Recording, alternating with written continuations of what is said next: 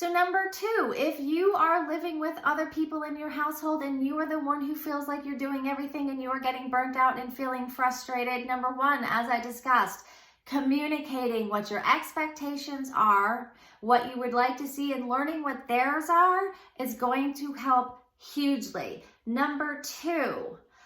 if you end up doing most of it, educating people on where things are kept so that they can at least know to put things back where they belong, because that's a huge contributor to clutter, is not putting things back where they belong. So if you designate an area where everything belongs, if everything belongs in a certain spot, and then you let them know what your system is and you educate them on it, it's a lot easier for them to help contribute so that it cuts down on the clutter and you don't feel like you're doing everything. Like, comment,